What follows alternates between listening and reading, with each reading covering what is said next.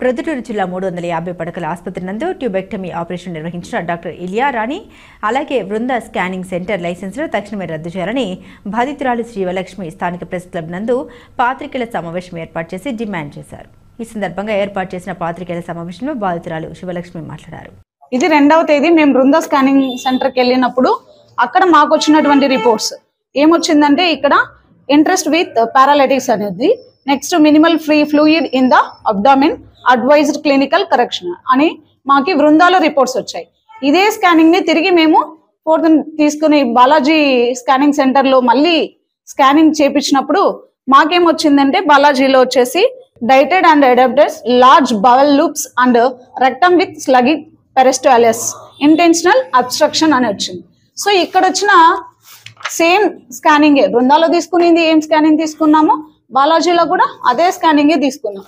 మరి బృందాలో ఈ విధంగా వచ్చిన రిపోర్ట్స్ బాలాజీలోకి వచ్చేలోపు ఎందుకు చేంజ్ అయ్యాయి?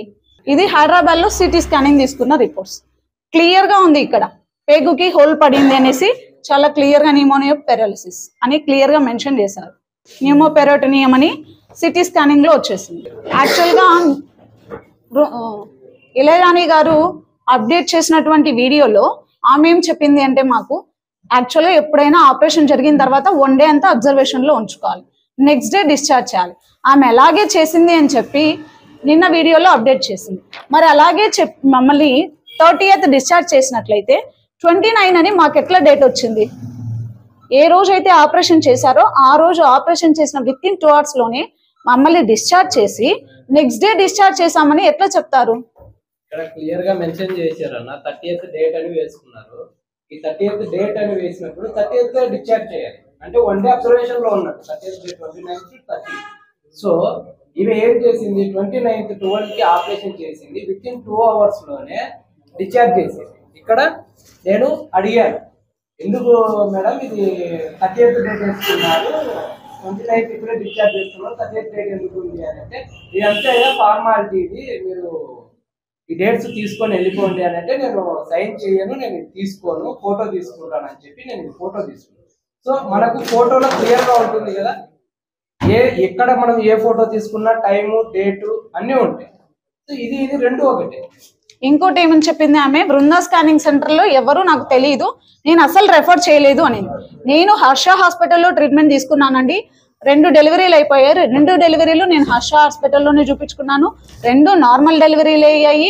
నేను 2 డెలివరీల పర్పస్ లో స్కానింగ్ అంతా శ్రీనివాస కేర్ క్లారిటీ ఈ 3 స్కానింగ్ సెంటర్స్ కే వెళ్ళాను, కానీ నాకు ఈ బృందా స్కానింగ్ సెంటర్ ఉంది అని కూడా తెలియదు ప్రొద్దుటూరులో. మరి అలాంటప్పుడు మేము ఎలా వెళ్తామండి? పోనీ ఇక్కడ రెఫరెన్స్ డాక్టర్ పేరు ఇళయరాణి ఎందుకు మెన్షన్ చేశారు? ఇది ఒరిజినల్ స్కానింగ్ ఎందుకు మెన్షన్ చేశారు? ఆమె రెఫరెన్స్ చేయకపోతే, ఎవరు చేయకపోతే ఎట్లొచ్చింది ఆమె నేమ్? మాకు ఎట్లా తెలుస్తుంది? మేము ఎందుకు బృందాకే వెళ్తాము?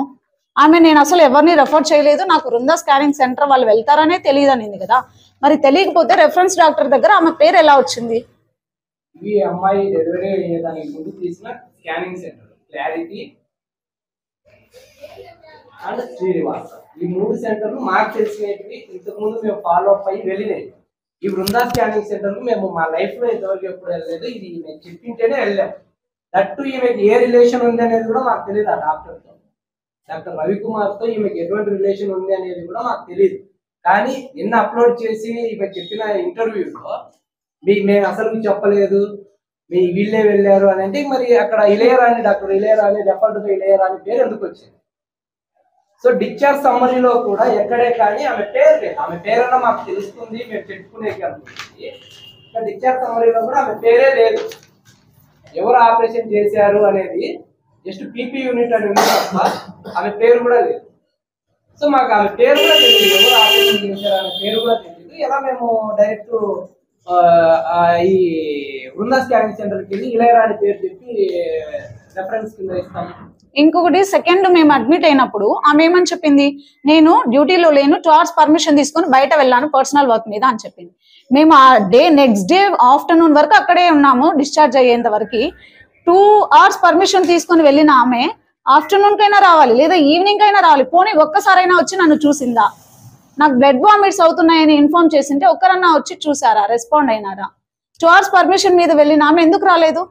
కంటిన్యూస్ గా డే అంతా నేను అక్కడే ఉన్నాను కదా హాస్పిటల్లో, మరి ఎందుకు రాలేదు? 2 hours పర్మిషనే కదా తీసుకునింది ఆమె. ఇది November 2, 2:59 కి మీకు బ్లడ్ వామిట్ స్టార్ట్ కావడం జరిగింది. సో ఇది స్టార్ట్ అయినప్పుడు అడిగాం, మేడం ఈమెకి ఎల్లోయిష్ అవుతా ఉండేది, ఇప్పుడు బ్లడ్ వామిట్స్ గా స్టార్ట్ అయ్యాయి, ఏంటి ఏం మెడికేషన్